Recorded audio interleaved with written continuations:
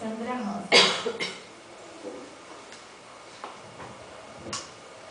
Nós já ligamos lá, Sandra.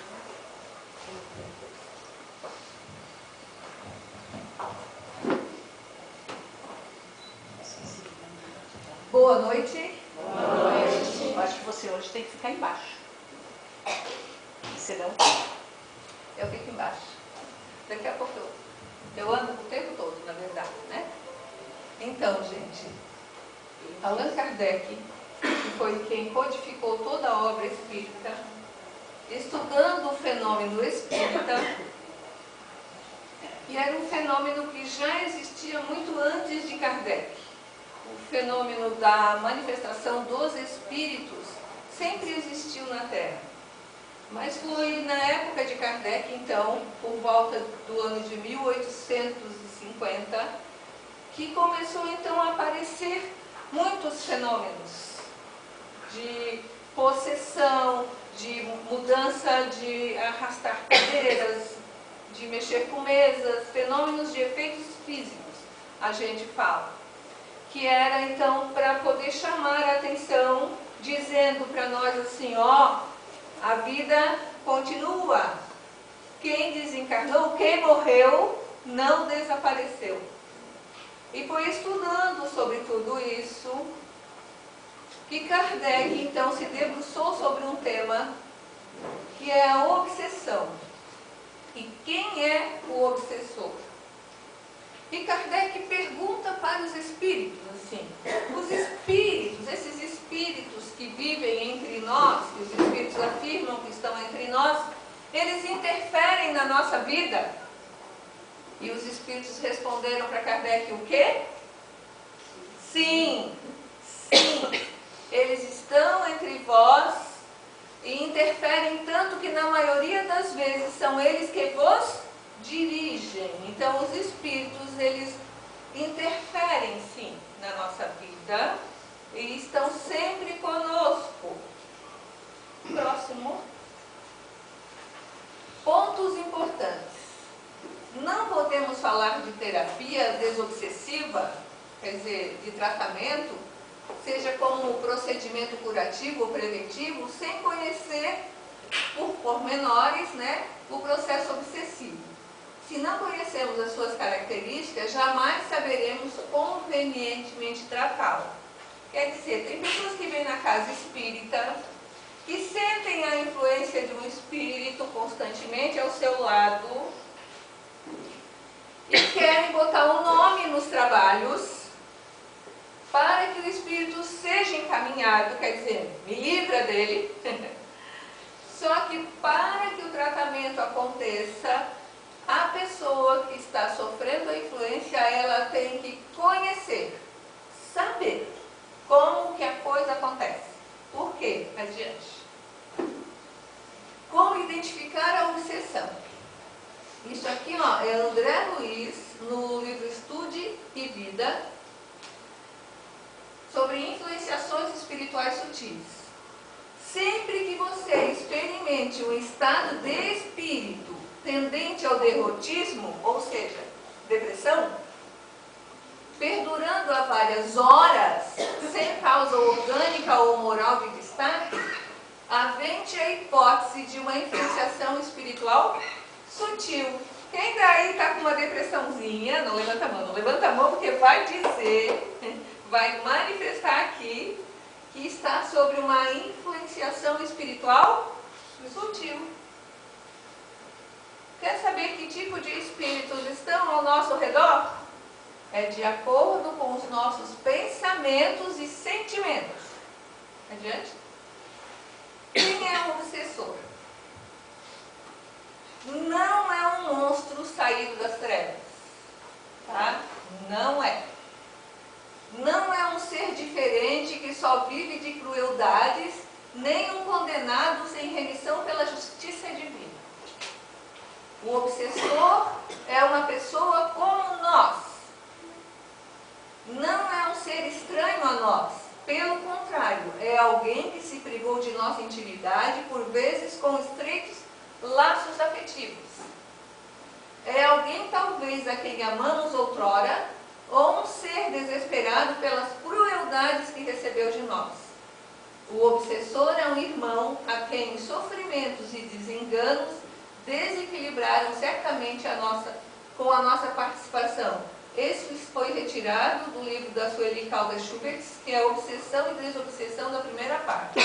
Gente, sempre que se pensa, vou ficar aqui em cima um pouquinho, bem no cantinho aqui, sempre que se pensa em obsessor, não é um diabinho. Não tem que ir para a corrente do sal, não tem que ir para o desencapetamento. Não. Pense que alguém é um espírito que se aproxima de nós e que tem uma estreita ligação conosco por coisas do passado. Ou então, se afinizou conosco pela nossa situação vibracional. Então, um espírito obsessor, ele não é um ser tirânico que você tem que ter medo, ficar com pavor. O medo e o pavor, às vezes, até fazem com que eles fiquem mais fortes. Por quê? Se a pessoa tem medo, fica com medo. Se a pessoa se acovarda, eles ganham força sobre a gente. Mas se você pensar assim, ó, se você abrir sua casa para que um dependente químico entre na sua casa e você deixa ele entrar e fazer o que bem ter na sua casa, ele vai daqui a pouco estar mandando na sua casa, roubando, trocando tudo que você tem por droga. Então, o que você tem que fazer para proteger sua casa? Você é dono da casa, não deixa a pessoa entrar. Você o auxilia, ou encaminhando para tratamento de dependência. Você não vai pegar uma pessoa estranha e colocar na sua casa.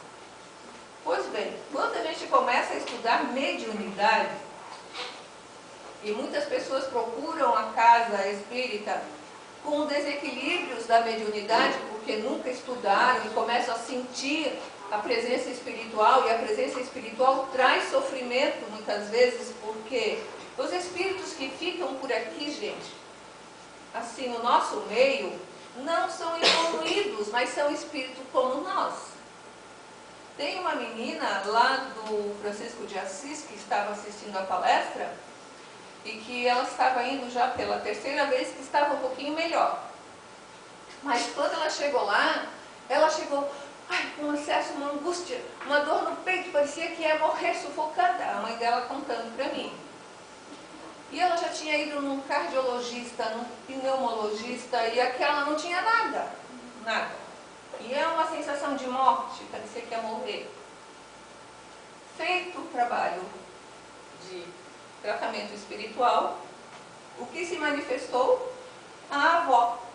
A avó que tinha desencarnado com aqueles sintomas e por saudade, por não ter se desligado, estava ali junto à neta, fazendo com que ela sentisse todo aquele quadro da avó. Então imagina mandar a avó para o desencapetamento total, ou para a corrente do sal, ou expulsar como demônio. É a avó. Só que ela vem, ela chega com aquelas sensações ainda. Teve um outro caso de desobsessão, em que foi encaminhado para a nossa casa, em que o espírito já estava há 40 anos preso à casa, há 40 anos desencarnado, não tinha se encaminhado ainda, preso à casa, e ele não se encaminhava no mundo espiritual. E era o pai do rapaz que estava sendo tratado e o levava ao alcoolismo. Então, assim, gente, quem tem uma dependência química, as companhias espirituais têm dependências químicas. Quem tem uma dependência à drogadição, as companhias espirituais têm a tendência à drogadição. Então, uma pessoa que tem alguma tendência ou uma forma de pensar, ele nunca está sozinho, porque as companhias espirituais são de acordo com os nossos sentimentos e os nossos pensamentos. Até aqui, é nessa aqui. E como o obsessor age? Por sintonia. O exemplo do rádio, por exemplo ali, né? O rádio é projetado para que, de acordo com o modo que mudamos de estação, no seletor lá do botãozinho, passamos a sintonizar a onda referente à emissora que queremos. no emaranhado das ondas existentes no espaço. Livro também da Sueli Caldas-Schubert, Obsessão e Desobsessão. Então, o obsessor, ele não vem obsediar uma pessoa que é santo. Assim, tem ligações do passado, tem vibrações, tem tendências, tem dependências. Próximo. Por analogia, por exemplo, há uma simples vibração de nosso ser, há um pensamento emitido, por mais secreto que pareça, evidenciamos de imediato a faixa vibratória em que nos situamos. Assim atrairemos aqueles que comungam conosco, que se identificam com a qualidade das nossas emissões mentais. Sueli Caldas-Schubert também. Eu trouxe essa parte desses livros porque eu sempre falo sobre isso. E parece que é da minha cabeça. Então tem que trazer, assim, desses autores espíritas, para vocês verem que não é a gente falando, porque tem que mudar o padrão dos pensamentos. Tem que mudar. Quem coloca o nome aqui nos tratamentos, coloca o nomezinho naqueles papeizinhos assim ali, para rezarem, irradiarem conosco, tem que fazer o esforço de mudar o padrão mental. Por isso que muitas vezes vem assim, vem a mamãe botar o nome do filhinho ali para ser, para ser curado. O amor da mãe é muito grande. Assim, a gente reza com um grande amor, com grande preocupação, e ela bota o nome do filhinho. Mas o filhinho, o nome dele está ali para que a gente reze, mas na hora da reza, sabe onde o filhinho está? No bar, na farra. Aí o doente é o filho. Aí, não vou mais lá porque não adiantou nada a reza. É porque o doente tem que participar do tratamento. Principalmente da dependência, o dependente químico. É ele que tem que ser tratado. É ele. E às vezes parece assim que o tratamento é ineficiente. Não é, gente. Assim, as orações o envolvem, o auxiliam. Dá força. Sabe o que acontece? Acaba dando força para o anjo da guarda. Fazer mais livramento para o fulano. Porque só com o anjo da guarda é muito forte, tá? Porque tira o bicho de cada enrascada, assim, né? Só a gente diz assim, olha, o teu anjo da guarda é muito forte.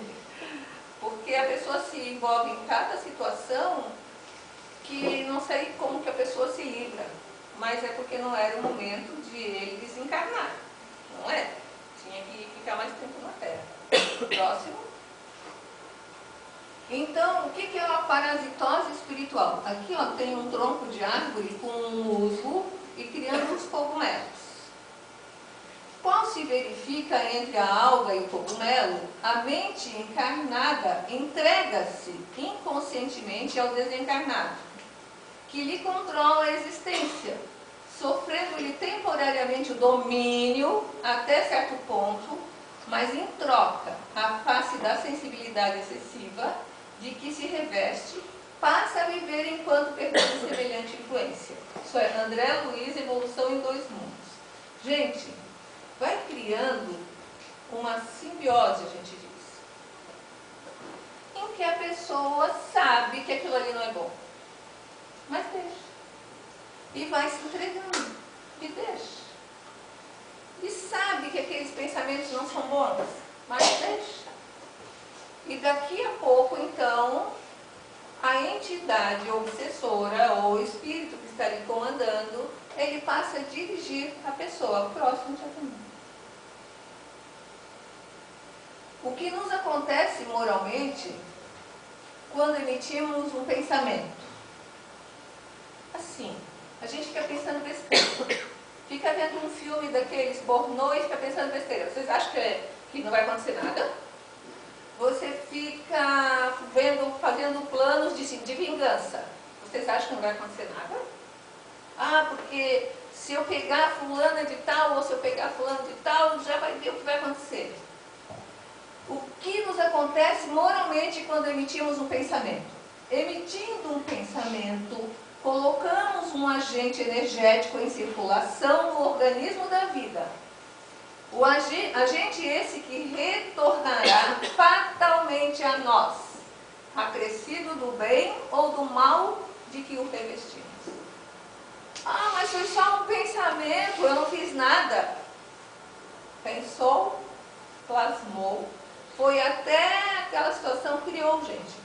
E os espíritos, eles enxergam os nossos pensamentos como se fossem atos verdadeiros, como se a gente estivesse realmente fazendo aquilo. Então eles sabem quem a gente é. Eles nos conhecem verdadeiramente. Em que tempo e situação nos podem atingir os fenômenos deprimentes da obsessão?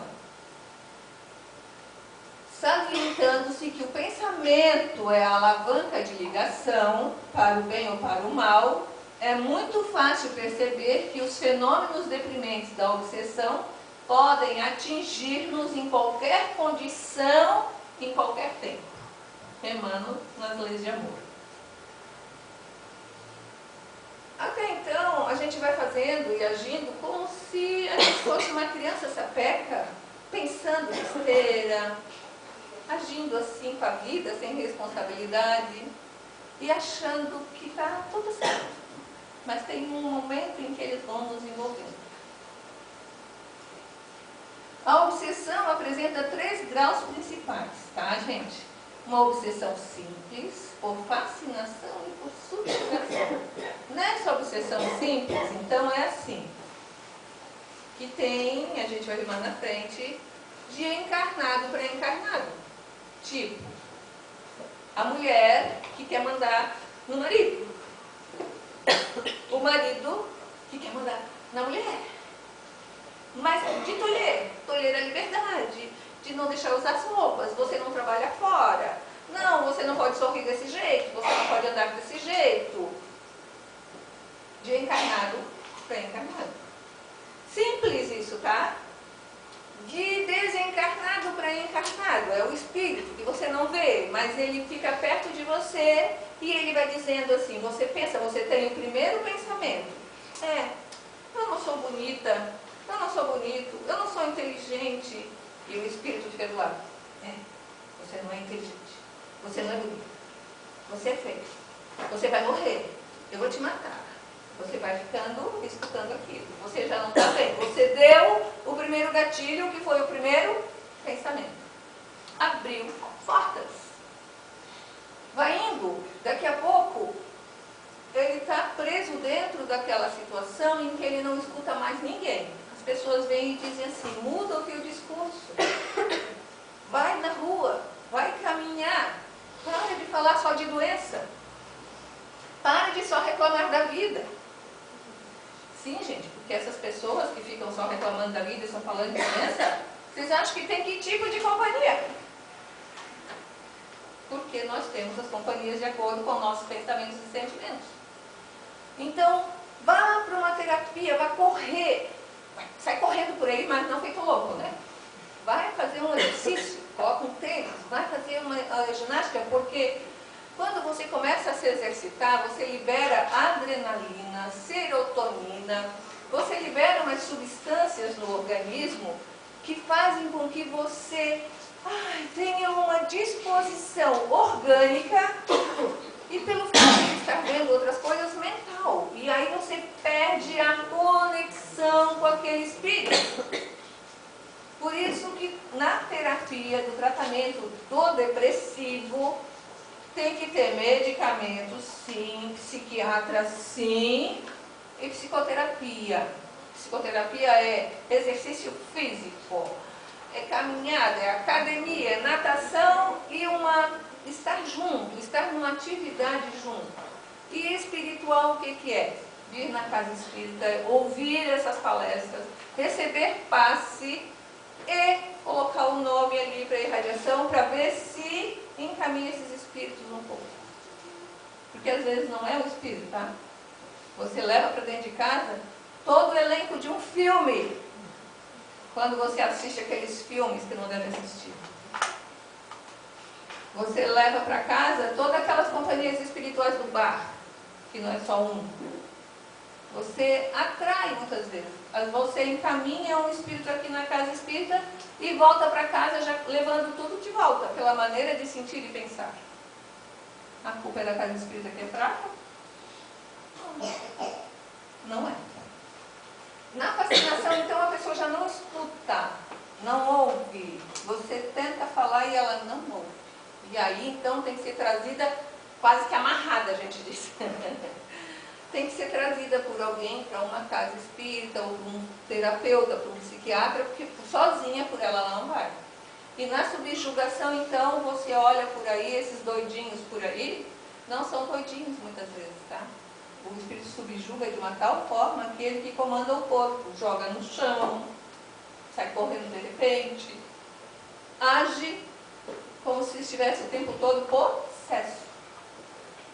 Na subjugação é muito difícil. Muitas vezes, quando se tenta afastar o espírito da pessoa, essa pessoa está tão ligada àquela influenciação espiritual, que ela adoece quando afasta o espírito. Porque tamanha é a junção dos dois. É como se um dependesse do outro já. Entendem isso? Adiante. Então, como eu estava falando, existe obsessão, tá? De desencarnado para encarnado, de encarnado para desencarnado. Gente, tem pessoas que não largam do espírito que já foi. Ficam invocando o espírito. Não é para ficar chamando o espírito. Às vezes a gente pensa que a avó da gente é muito espiritualizada e não é, tá?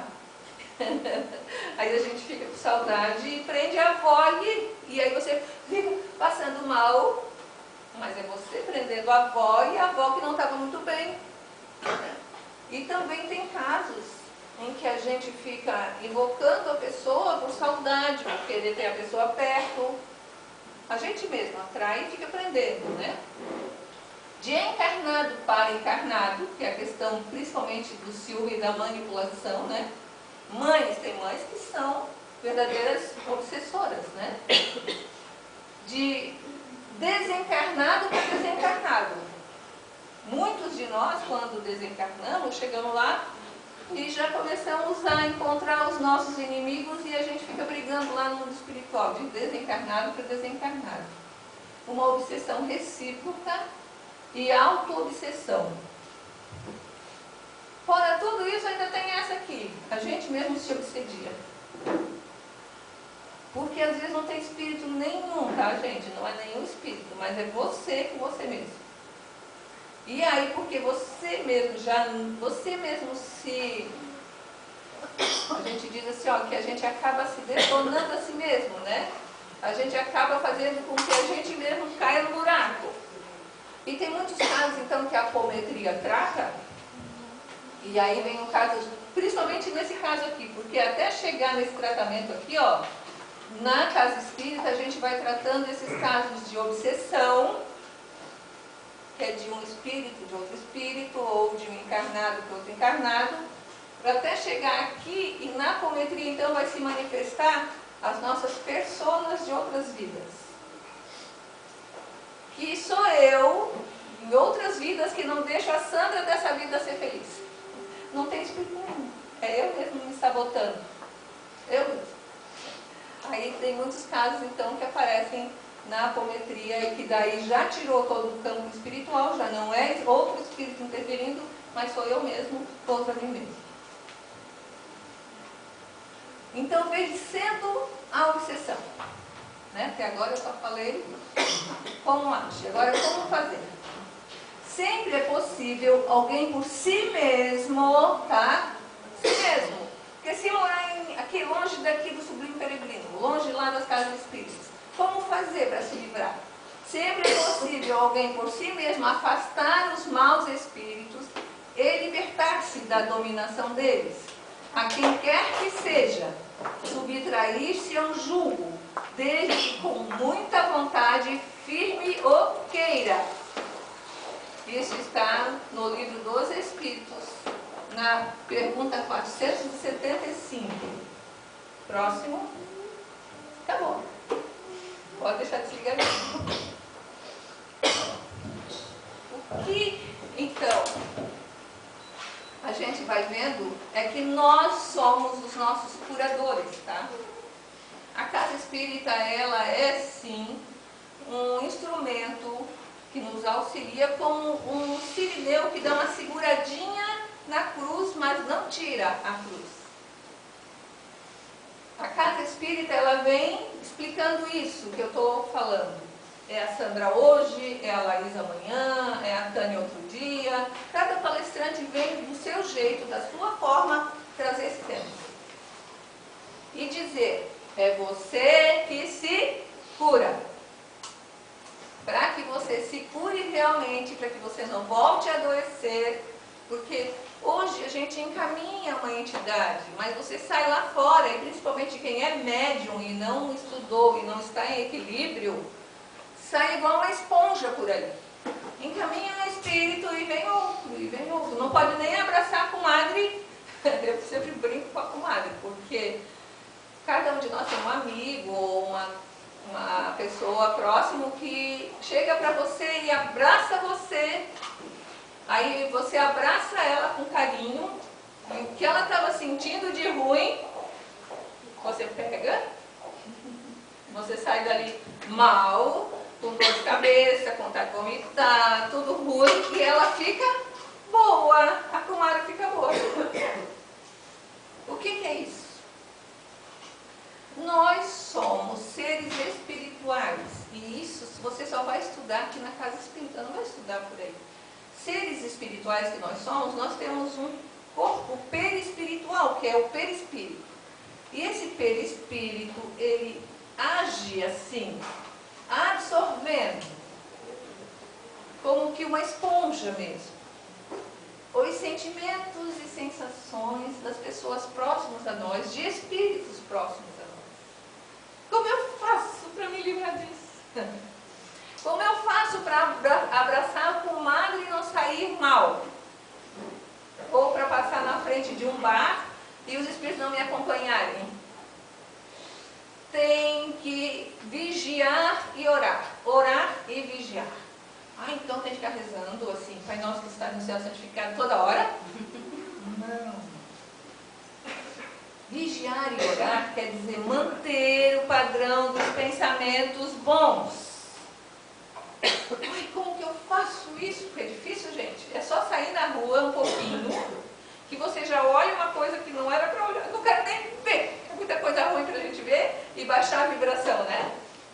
Então você já tem que ir se exercitando, abençoando. E eu vivo falando isso. Andar pela rua, abençoando, abençoando, abençoando, abençoando as coisas. Olhar para as coisas, mas não julgar. Olhar para as pessoas que chegam perto de você, que você sabe que não são boas flores, porque Jesus era bom, mas não era bobo. Ele sabia quem eram os seus discípulos, ele sabia que alguém o iria trair. Então ele sabia daquilo, mas ele não afastava.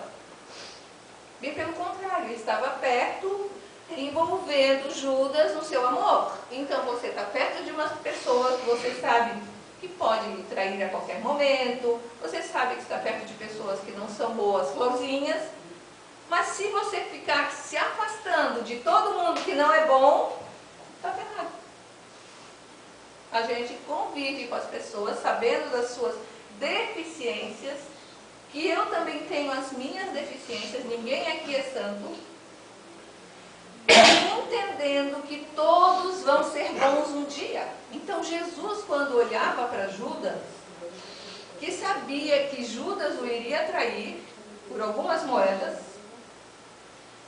e Jesus já sabia lá na frente o que iria acontecer com Judas. Porque quando a gente estuda, a gente mais ou menos pela ação das pessoas, a gente já sabe a consequência daquilo que vai dar. Então a pessoa às vezes ele trai, ele engana com outra, ela engana com outro, ele rouba um dinheirinho, mas a gente que está ali analisando a questão, a gente já sabe que lá na frente, a gente sabe que vai vir. Então não é uma praga, eu não estou rogando uma praga, mas eu estou vivendo com a pessoa quer mandar em você. A pessoa quer ser ruim e você entende que lá na frente essa pessoa que é ruim, que quer mandar em você, sofrer. Se hoje você é a pessoa que sofre, Por isso que Jesus dizia, bem-aventurado os aflitos. É melhor ser você a pessoa que sofre do que ser a pessoa que causa o sofrimento. Não que a gente não reaja, não que a gente não tire a dor de cima da gente. Procura outro emprego, fica menos convivendo com a pessoa que lhe faz mal, muda o assunto da conversa, muda a frequência um pouco, mas você sabe que você está vivendo com a pessoa, com o chefe, com a sogra, com o cunhado, com os filhos, que você tinha que viver nessa vida. E se você não fizer isso direito, assim, não fazer o enfrentamento, não reagir e não fazer direito, você sai de casa, vai lá para Londres, longe da família, longe de todo mundo. E não é que lá em Londres começa a acontecer uns problemas parecidos com aquele que tinha lá em casa. Porque eram os exercícios da sua alma nesta encarnação.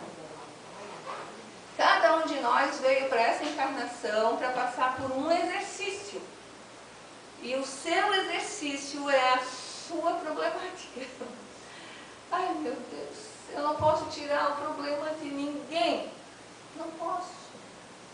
O problema é da pessoa. O que a gente pode dizer? Ore.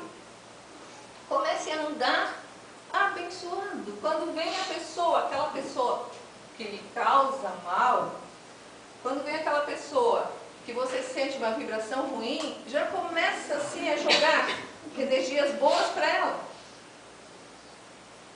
Eu te abençoo em nome de Deus e já jogar uma energia boa. Eu te amo, eu sei que você lá na frente vai ser uma pessoa muito melhor. Eu vejo você na sua essência, dentro de você, você é filho de Deus. Joga esses sentimentos para a pessoa. Naquele momento você se protege. E quando você abraça a comadre, que sai malzinha assim, ou o padre, comece a rezar pelo espírito que ficou com você. Porque se você saiu dali sentindo aquele mal-estar, imagine o espírito que está sentindo, gente. Porque quando você começa, você não tinha dor no braço, você não tinha náuseas, e de repente você começou a sentir essas sensações, é porque o espírito está sentindo isso. Aí você vai dizer assim, sai daqui, Satanás, eu te expulso em nome de Deus. Não. Meu irmão, eu entendo a sua dor, eu estou sentindo a sua dor, mas por que você se demora na terra? Esse é o diálogo que a gente deve fazer mental. Você já desencarnou, ele nem sabe que morreu, sabia muitas vezes? Você já desencarnou. Olha, o seu anjo protetor está do seu lado. Olhe para o seu guia espiritual, está do seu lado. Porque muitas vezes um espírito não enxerga outro espírito. E ele vem para perto da gente encarnado para que a gente diga para ele. Vocês sabiam disso? Por que os espíritos vêm nas casas espíritas, não vêm perto de nós? Porque eles não enxergam outros espíritos. É tão baixa a vibração que ele não consegue ver, visualizar um espírito desencarnado, muitas vezes bondoso, perto dele. Que a gente possa estudar sobre tudo isso, para que a gente não precise vir aqui nas casas espíritas para ser atendido. Que a gente se desprenda das coisas, esteja sempre pronto para se desprender. Assim, estou pronto para partir agora. Nós estamos prontos para partir agora? Se eu partisse agora, será que eu ia voltar para dentro de casa e querer ficar na minha cama, deitada na cama? Porque tem espíritos que ficam assim. Tem pessoas que sentem, inclusive, a sensação do espírito lhe roçar. E voltam para a cama. Não se encaminham. Muito embora a espiritualidade esteja perto para levá-lo e retirá-lo, ele não aceita. E casos ainda, que isso eu já relatei aqui em palestras bem antigas, em que nós somos retirados, desdobrados, nós trabalhadores espíritas, desdobrados em sono, e nós somos levados a cemitérios para retirar espíritos presos aos seus corpos em decomposição. esperando o dia do juízo final. Brincadeira é isso? Não é porque desencarnou que a pessoa vai chegar do outro lado e vai mudar. Se você não se esclarecer, se você não estudar, se você não tomar ciência, você desencarna e passa a ter as mesmas, uma maneira de agir, uma maneira de pensar, é uma maneira. Ah, não, mas tem relatos de que a pessoa morreu e a família toda estava esperando ali. Sim, na hora do desencarne, todos nós, gente, todos nós, temos uma equipe espiritual auxiliando nesse desprendimento. Mas sabe, uma pessoa depressiva, presa num apartamento em Balneário Camboriú, lá na cobertura, cheia de vizinhos ao redor, de familiares, e aí o amigo dela vai lá e diz assim, saia desse quarto, vamos andar na beira-mar. Não, eu não quero sair daqui. Aí vem outro e diz assim, vamos conosco no centro espírita. Não, está lá dentro de uma cobertura, em Balneário Camboriú, na depressão, e por mais convites que tenham, por mais pessoas que vão, ela não sai daquele quadro. Pois existem espíritos tão apegados à situação da encarnação que estavam, que eles não saem daquela situação. Ou a gente desperta já nessa vida, reage mesmo, é dona desse corpo, eu sou dona desse corpo, eu sou dona da minha vida, e passa a ter ações efetivas de ser dona e de mudar o nosso destino, ou não é porque vai morrer, porque morreu que vai mudar. Tem gente que se suicida por causa disso, acha que vai ser recebido lá, vai ser encaminhado ou vai deixar de existir. Não. Vai continuar com os mesmos problemas, pior ainda, porque se suicidou. Então, o tratamento na casa espírita, ele é efetivo. Ele realmente faz com que o espírito que está perto de você seja encaminhado e energiza através do passe, gente. O passe, ele vem e repõe nosso fluido energizante, o fluido que nos dá vitalidade, o fluido vital, que muitas vezes a gente perde e parece que a gente está vazio. A gente diz assim, ai meu Deus, parece que eu estou vazio. É que a gente não vê o tanto de vampirinho que tem perto de nós. E ficam nos sugando mesmo, porque você está nesses ambientes. Você vem aqui, recebe o passe, se energiza, realinha os chakras, faz cromoterapia, faz reiki, sai daqui bonzinho. Pronto, gente, dali é partir para outra, é novos pensamentos, novas ações, vou começar a ajudar, vou trabalhar, vou ser voluntário em algum lugar, vou me ocupar. Não pode voltar a ter aqueles pensamentos antigos, porque aquele espírito que estava com você foi encaminhado, mas outros vão vir na mesma frequência que você ligar o seu radinho do pensamento. Entenderam tudo isso? Fácil, não é? Difícil é pôr em prática. Uma boa noite para todos.